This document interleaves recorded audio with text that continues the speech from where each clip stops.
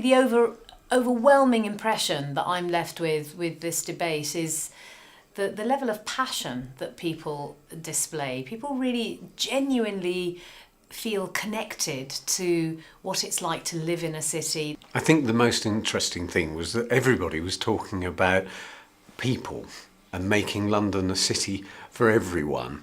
And it was less about the built environment, but more about people and more about the landscaped areas around where people live, public open spaces, private open spaces as well. The potential for the way in which we live in those cities and how we create spaces in a city, I think, is something that is so profoundly felt. And I love that. I love that people feel strongly about the places where they live, because what could be more relevant to your absolute fundamental daily life than the place you live and how you live in it? Everybody in the audience said that London was really improving and getting better and more lively. Overall, it's the most fantastic place, and it's improved for nearly all of the 30 years that I've lived there.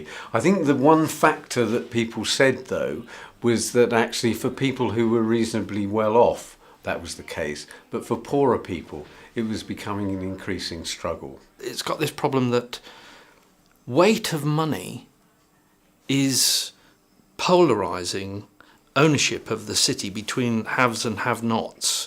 And although there's been great improvements in the public realm in all sorts of parts of the city that makes it available to all, some people are still being excluded from what London has to offer. What I'd like to see is greater investment in housing for those people, the people on London who have low incomes but actually are vital to London's economy, to the social welfare of the capital, and the quality of life for all of us who live here.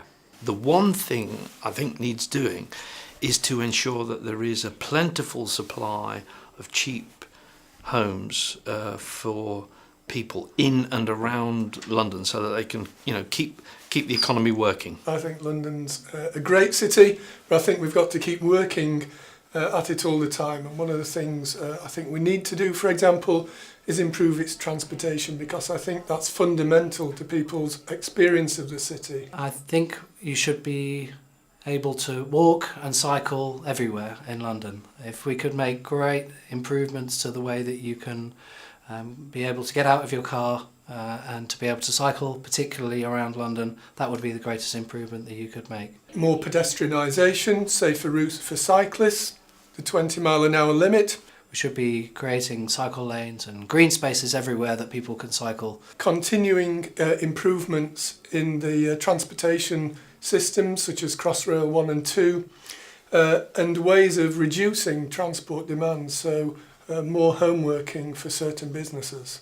I'd highlight that actually, despite the survey that was carried out indicating that it was marginal as to whether people thought London was sterile or not, it seemed like from tonight's debate an overriding sentiment that it's not at all sterile, which is one that I share. It's an incredibly lively place, and a place that's changing all the time. I don't think it's sterile. I think there are lots of big projects coming on, and that's probably why I've gotten into this line of business of the built environment, because if we do continue building cities in kind of big, more formulaic way, there is obviously a real danger of London becoming sterile. I would like to feel that there are fewer shiny glass blocks of buildings. I'd like there to be more character and more diversity. I've enjoyed the whole of this evening's debate, and what I would do really is endorse the whole open city concept.